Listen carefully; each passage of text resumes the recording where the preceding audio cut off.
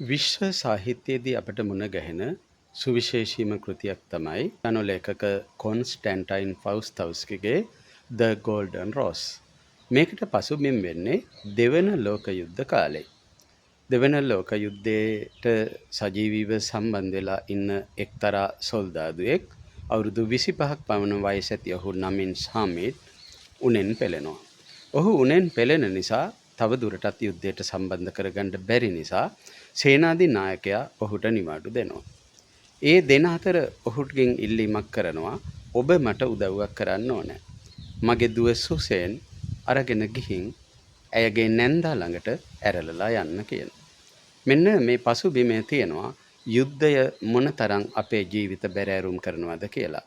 ඊටමත් සුරූපී අවුරුදු 15ක් පමණ වයසුණු සුසේන් බාර දෙනවා මේ නන්නාඳුන සොල්දාදුවාට එක්කගෙන ගිහිල්ලා තමන්ගේ ඥාතියට බාර දෙන්න.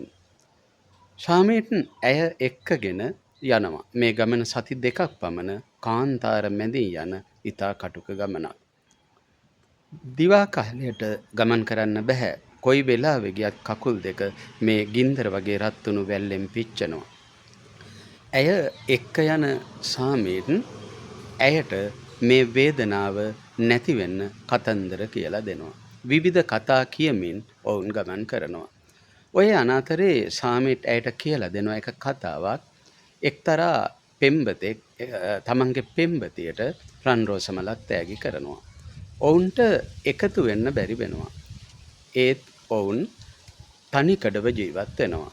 ඇය වයෝ වෘද්ධ වෙලා ඉතා දිලිඳු වෙලා කුසගින්නේ මිය යනවා.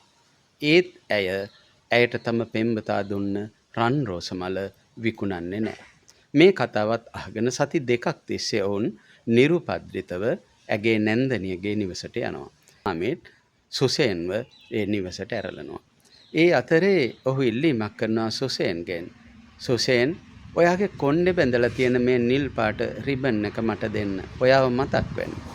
ඇය ඒ රිබන් එක ඔහුට දෙනවා. ඒ අතර සුසේන් ශාමීට්ට ලං වෙලා අහනවා ඔයා මගේ රන් රෝස මල මට ගෙනත් දෙන්න කවදද කියලා. ඇය ඇගේ නැන්දනියගේ නිවසට දිවගෙන යනවා. දැන් සුසේන්ට ලොකු හිතේ බරක් තියෙනවා.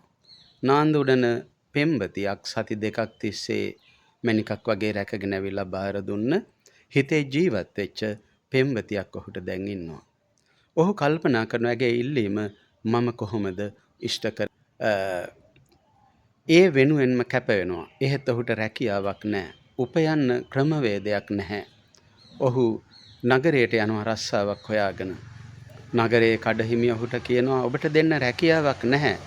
ඒත් ඔබ අපේ මේ කඩවල් අතු ගන්නවා නම් ඔබට දිවා ආහාරය විතරක් අපි සපයන්නම්.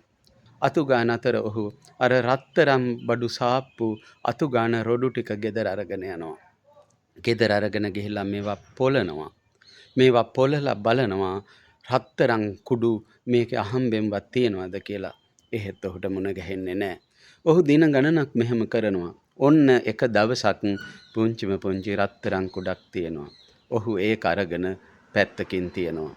මේ විදිහට අවුරුදු 4ක් විතර ඔහු රන්සුණු එකතු කරනවා. රන්සුණු එකතු කරන ඔහු අවුරුදු 4කට පස්සේ රන්කරුවෙකුට මේ රත්තරන් කුඩු දීලා රන් රෝස මලක් හදනවා පුංචි කොළ දෙකකුත් එක්ක.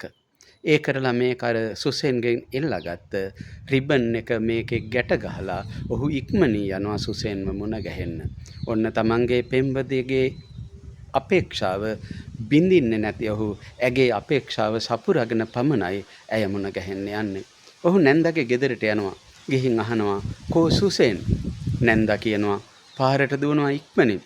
පාරට දුවන නැන්දා ශාමීට්ට අඬ ගහනවා. ඉක්මනට එන්න. අර බලන්න අර පාර පැත්ත. අර ඈත වංගුවෙන් දැන් නොපෙනී ගියේ අශ්ව කරත්තයක්. සුසේන් අද උදේ කසාත බැන්දා. සුසේන් දැන් පිටත් වෙලා ගියා. ඔය අශ්ව කරත්ත යන්නේ මනාලයයි සුසේනුයි තමයි කියලා.